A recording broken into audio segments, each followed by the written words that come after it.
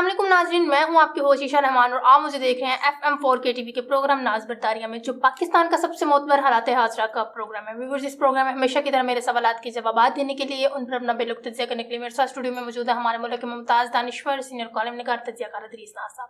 السلام علیکم سر۔ وعلیکم السلام۔ کیسے ہیں آپ سر؟ اللہ کا لاکھ شکر۔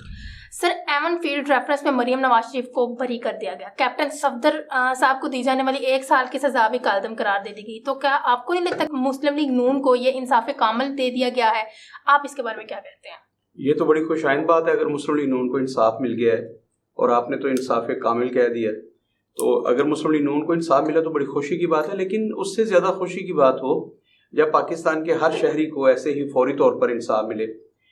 مریم صفدر صاحبہ کو یا مریم نواز شریف صاحبہ کو 7 سال کی قید کی سزا تھی، اور ان کو 3 سال سے وہ ضمانت پہ تھیں، اور اس کے بعد پھر ان کا مقدمہ جو ہے وہ دوبارہ سے ریویو کے لیے گیا، اور اس میں آج ان کو بہت بڑا ریلیف ملا، باعزت بری کر دیا گیا ان کو، کیپٹن صفدر صاحب کو۔ اب آپ دیکھیے گا 3-4 دن کے بعد ایک اور خبر آئے گی اسحاق ڈار صاحب کے حوالے سے، اسحاق ڈار صاحب کو بھی کامل انصاف مل جائے گا، جو آپ نے لفظ استعمال کیا، اور پھر اسے اگلے چند دن کے بعد میاں نواز شریف صاحب کو بھی کامل انصاف مل جائے گا، تو یوں سب لوگوں کو انصاف مل جائے گا، اور یہ بڑی خوشی کی بات ہے۔ اور جو وہ کہانیوں میں لکھا ہوتا تھا نا، اس کے بعد سب ہنسی خوشی رہنے لگے، پھر اس کے بعد سارے لوگ ہنسی خوشی رہیں گے۔ اسی طرح جن کیسز میں عمران خان صاحب پھنسے ہوئے ہیں ان کو بھی کامل انصاف ملنے کی توقع ہے، اور پھر میں نے عرض کیا جیسے کہ وہ سب ہنسی خوشی رہیں گے، لیکن یہاں پہ سوال یہی پیدا ہوتا ہے کہ کیا پاکستانی عوام جو ہے کبھی انہیں بھی انصاف ملے گا؟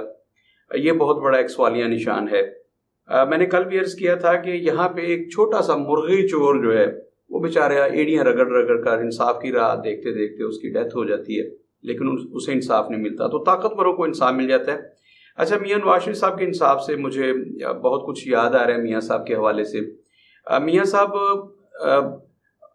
12 اکتوبر 1999 جب انہوں نے وہ طیارہ ہائی جیکنگ کا ان پہ کیس بنا تھا پرویز مشرف کے ساتھ جو معاملات بنے، اس کے بعد میاں برادران ایک معاہدہ کر کے 10 سال کا کہ 10 سال ہم پاکستان میں نہیں آئیں گے، اس سیاست میں حصہ نہیں لیں گے، میاں برادران چلے گئے تھے، سرور پیلس منتقل ہو گئے تھے جدہ میں، سعودی عرب انہوں نے پناہ لے لی تھی، اور پھر اس کے بعد جب انہیں وطن کی یاد ستانے لگی، قوم کی یاد ستانے لگی کہ وہاں جا کے قوم کی خدمت کرنی ہے، ان کے دکھوں کا مداوع کرنا ہے، لوگوں کو غربت سے نکالنا ہے، لوڈ شیڈنگ ختم کرنی ہے، گیس کا بحران ختم کرنا ہے، میاں برادران کو جب یہ ساری یاد ستانے لگی تو پھر وہ اس معاہدے کی وائلیشن کر کے پاکستان آئے تھے۔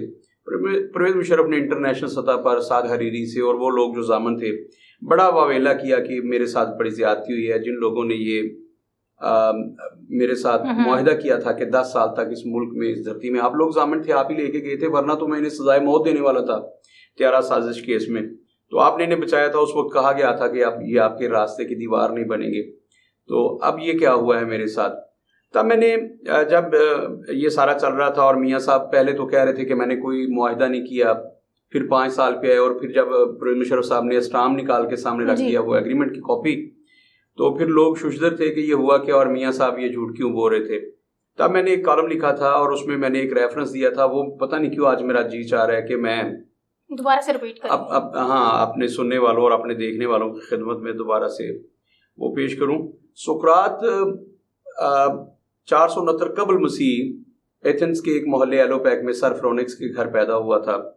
سقراط دنیا سے مختلف آدمی، جب سقراط پیدا ہوا تو اس وقت بھی ڈیموکریسی تھی اس کے ملک میں، یونان میں، وہاں پر بھی جمہوریت تھی، اور سقراط خود اس جمہوریت کی وجہ سے 3 مرتبہ سینٹ کا رکن رہا، رکن سینٹ منتخب ہوا 3 مرتبہ، 2 جنگیں بھی لڑی اس نے اپنی قوم کے لیے۔ اچھا، سقراط نے 3 دفعہ جب سینٹ، لیکن اس کے باوجود وہ جمہوریت کا سب سے بڑا مخالف تھا، 3 دفعہ رکن ہوا، تو وہ کہا کرتا تھا کہ یہ جمہوریت جو ہے یہ سرمایہ داروں کا نظام ہے، یہ ان لوگوں کا نظام ہے جو یہ سوچتے ہیں کہ اقتدار میں آ کے زیادہ سے زیادہ پیسہ کیسے بنانا ہے، یہ سقراط کہا کرتا تھا۔ آپ سقراط کی ہسٹری پڑھیے گا، میرے جو سننے والے ہیں، میرے دیکھنے والے ہیں، آج وہ گوگل پہ ذرا سرچ کر کے سقراط کی وہ جو بکس اس پہ لکھی گئی ہیں وہ اس کی PDF ایک کاپی نکالیں اور اس کو ذرا پڑھیں کہ اس پہ 3 ایلیگیشن تھے۔ ایک تو وہ اتنے خداؤں کو نہیں مانتا تھا، وہ کہتا تھا کہ ایک خدا ہے، خدائے واحد ہے، ایسے خدا نہیں ہے کہ پانی برسانے والا اور ہو، دولت دینے والا اور ہو، اولاد دینے والا اور ہو، تو وہ کہتا تھا ایک خدائے واحد ہے، جو پوری کائنات کو دیکھ رہا ہے. ایک تو یہ تھا, اس پہ ایک ایلیگیشن تھا کہ یہ ہمارے خداؤں کو نہیں مانتا. دوسرا وہ یہ تھا کہ ایجوکیشنل سسٹم جو تھا وہ بالکل ایسا ہی تھا جیسے اس وقت پاکستان میں ہے. تو جیسے پرائیویٹ سیکٹر میں ہو گیا. وہ کہتا تھا کہ ریاست جو ہے اس کی ذمہ داری ہے کہ کسی بھی استاد کے گھر کا کچن کا خیال وہ رکھے, اور استاد کا کام ہے صرف ڈلیور کرنا. ایک بچہ ہو یا 1000 بچے ہوں, وہ پوری توانائی کے ساتھ, پوری انرجی کے ساتھ انہیں ڈلیور کرے. یہ تھا سقراط کا فلسفہ. اس نے کہا کہ ہماری نوجوان نسل کو گمراہ کر رہا ہے. تیسرا اس پہ چارج یہ تھا کہ سقراط جو ہے ہمارے ڈیموکریسی کو نہیں مانتا, ہمارے سسٹم کے خلاف ہے, یہ باغی ہے. اس پہ بغاوت کا مقدمہ تھا اس سینٹ میں. خیر سقراط جیل میں گیا, اس کا مقدمہ چلا. کرائٹو اور سر فرونیکس وغیرہ انہوں نے اس کا مقدمہ, کرائٹو بالخصوص اس کا جو دوست تھا اس نے وہ سارا مقدمہ, اور اس کا شاگرد تھا السیبائیڈس, انہوں نے وہ اس مقدمے کو لڑا. جب سقراط جیل میں تھا تو وہاں پہ بڑی اس کے ساتھ ڈیلز کرنے کی کوشش کی گئی. ایک ڈیل یہ کرنے کی کوشش کی گئی, اسے کہا گیا کہ اگر سقراط راتوں رات یہ ملک چھوڑ دے, جلا وطنی قبول کر لے, تو اس کو جو سزائے موت ہے, پھر ظاہر ہے جب وہ اس ملک میں نہیں ہوگا تو سزائے موت کہاں سے ہوگی؟ اس کی جان, اس کی گلو خلاصی ہو سکتی ہے, اس کی جان بچ سکتی ہے اگر سقراط راتوں رات یہ ملک چھوڑ دے. سقراط کو جب جا کے کرائٹو نے, اس کے دوست نے جا کے کہا کہ سقراط میری ڈیل ہو گئی ہے حکومت کے اعلیٰ عہدیداران سے, بات ہو گئی ہے, تو تمہیں جلا وطنی اختیار کرنا پڑے گی, تم یہ ملک چھوڑ دو تو تمہیں سزائے موت نہیں ہوگی. تو سقراط نے عجیب بات کہی. اس نے کہا حیرت کی بات ہے کہ جس ملک کے لیے میری سروسز ہیں, جس ملک کے لیے میں 2 جنگیں لڑ چکا ہوں, 3 دفعہ سینٹ کا رکن رہا, اس ملک کے لیے میں نے لوگوں کو اپنے تئیں, تو مطلب دیکھیے سقراط جو تھا وہ تو سچ مچ خدمت کر رہا تھا نا, لوگوں کی شعور بیدار کر رہا تھا, ان کو توحید سکھا رہا تھا. تو اس نے کہا جن لوگوں کو میری سروسز ہیں, جن کے لیے میری خدمات ہیں, وہ لوگ میری جان لینا چاہتے ہیں, تو جب میں کسی اور ملک میں چلا جاؤں گا تو کیا وہاں میں یہ باتیں کروں گا تو وہ مجھے معاف کریں گے؟ اور دوسری بات یہ کہ میں پوری زندگی جب تک کائنات رہے گی مجھے ایک بگوڑے کے طور پر یاد رکھا جائے گا. اس نے کہا میں نے جلا وطنی نہیں لینی. تو سقراط کا یہ جو جملہ تھا کہ میں نے جلا وطنی نہیں لینی, میں زہر کا پیالہ تو پی لوں گا. آپ کو پتہ ہے نا ہر ملک میں سزائے موت دینے کے لیے جب کسی کو سزائے موت ہو جاتی ہے تو مختلف طریقے ہیں. ہمارے یہاں پھانسی دی جاتی ہے, کچھ ملکوں میں گولی ماری جاتی ہے جیسے چائنا ہے, کچھ ممالک میں بجلی والی چیئر پہ بٹھایا جاتا ہے, بجلی کا جھٹکے دیے جاتے ہیں اس کو ختم کر لیں. سعودیہ وغیرہ میں تلوار سے سر قلم کیا جاتا ہے. تو سقراط کے زمانے میں اس ایتھنز میں اور یونان میں زہر کا پیالہ دیا جاتا تھا جسے سزائے موت ہو جاتی تھی. جیوری جسے کہہ دیتی تھی کہ یہ اسے پلنٹی آف ڈیتھ ہے, تو پھر اسے زہر کا پیالہ دیتے تھے جس سے اس کی جان چلی جاتی تھی. تو سقراط نے کہا کہ میں زہر کا پیالہ تو پی لوں گا لیکن میں جلا وطنی قبول نہیں کروں گا, میں بھاگوں گا نہیں. میں جو کر رہا ہوں میرا ضمیر مطمئن ہے کہ میں اس قوم کی خدمت کر رہا ہوں اور میں ٹھیک کہہ رہا ہوں. اچھا, تو جب میاں صاحب کو باہر بھاگے تھے اسٹام لے کے 10 سال کے لیے, تو پھر مجھے سقراط بڑا یاد آیا. میں نے سوچا کہ دیکھیے 469 قبل مسیح, یعنی کہ حضرت عیسیٰ علیہ السلام سے بھی 7.25 صدیاں پہلے وہ پیدا ہوتا ہے, اور وہ بندہ جو ہے حضرت عیسیٰ علیہ السلام رسالت وسلم سے 600 صدیاں پہلے ہیں. 600 سال پہلے رسول اللہ سے حضرت عیسیٰ علیہ السلام, اور حضرت عیسیٰ علیہ السلام سے کو 5.25 صدیاں پہلے یہ پیدا ہوتا ہے سقراط. اور ساتھ میں آپ صلی اللہ علیہ وسلم, اور اب اس وقت جب ہم بیٹھے ہیں 1400 سال تو یہ گزر چکے ہیں. تو آپ اندازہ قائم کیجئے کہ یہ کتنا لمبا عرصہ ہے. اگر 14 صدیاں, یہ صرف 14 صدیاں گن لی جائیں, 1600 سال جو ہیں حضرت عیسیٰ علیہ السلام کے, اور 4.5 صدیاں, وہ تو آج سے 25 صدیاں پہلے کی بات بنتی ہے جو یہ میں ذکر کر رہا ہوں, 24-25 صدیاں پہلے کی بات. تو اس وقت سقراط آج بھی زندہ ہے, آج ہم اس کا ذکر کر رہے ہیں, اور کوئی ایک بندہ دنیا میں ایسا نہیں ہوگا جو اسے تضحیق کی نظر سے دیکھتا ہو یا اس کو تضحیق کے انداز میں بیان کرتا ہو. ساری دنیا جب بھی سقراط کا ذکر آتی ہے اس کے کردار کی وجہ سے اس کو خراج تحسین پیش کرتی ہے, اچھے لفظوں میں یاد کرتے ہیں اور اس کی مثالیں دیتی ہے, جیسے آج میں دے رہا ہوں. تو سقراط نے جلا وطنی قبول نہیں کی تھی, وہ بھاگا نہیں تھا, اس نے انکار کر دیا تھا. اس نے کہا تھا, تو اس لیے وہ زندہ تھا. میاں صاحب کو ریلیف تو مل جائے گا, وہ آئیں گے, لیکن یاد رکھیے گا یہ اپنی زندگی میں فوت ہو جائیں گے. جو لوگ جلا وطنی لے لیتے ہیں, معاہدے کر کے باہر بھاگتے ہیں, پھر دوسری دفعہ آپ کو پتہ نا میاں صاحب 50 روپے کے اسٹامپ پہ آپ گئے ہوئے, تو یہ لوگ تاریخ ان کو عبرت کا نشان بنا دیتی ہے, یہ عبرت کا نشان بن کے زندہ رہیں گے تاریخ کے کاغذوں میں. اور ایک اور ہوا تھا جب سقراط جیل میں تھا تو ایک بار کرائٹو اس کے پاس ہے, اس نے کہا کہ جیلر سے میری آج میٹنگ ہوئی ہے, جیلر سے میری بات ہوئی ہے. تو اس نے کہا کیا ہوا, جیلر سے کیا بات ہے؟ اس نے کہا تھا کہ جیلر بڑا پریشان ہے, وہ کہتا تھا کہ اتنا بڑا آدمی جو ہے اسے سزائے موت ہو جائے, اسے زہر کا پیالہ دے دیا جائے تو ہم سب کا ضمیر گوارا نہیں کرتا. تو جیلر نے پیغام بھیجا ہے کہ ہم نے پورے انتظامات کر لیے ہیں, جیل کو توڑا جائے گا اور تمہیں یہاں سے فرار کروایا جائے گا, تو تم تیار رہنا. سقراط نے کہا کمال ہو گیا, کیسے ہی آفر لے کے آئے ہو.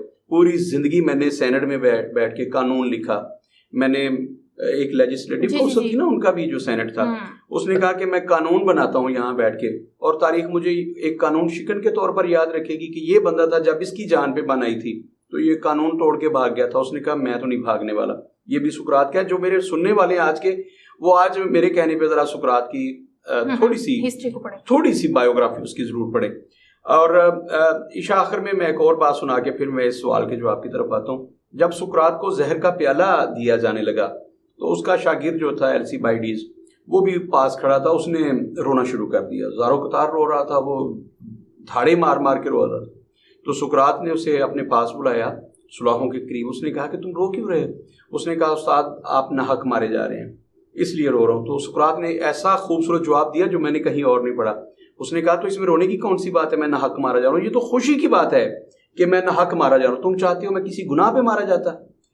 اتنی بڑی اس نے کہا کہ میں کسی گناہ پہ مارا جاتا, تو یہ تو خوشی کی بات ہے کہ میں ناحق مارا جا رہا ہوں. دنیا مجھے یاد کرے گی, تاریخ مجھے یاد رکھے گی کہ میں بے گناہ مارا گیا تھا, گناہ گار نہیں مارا گیا تھا.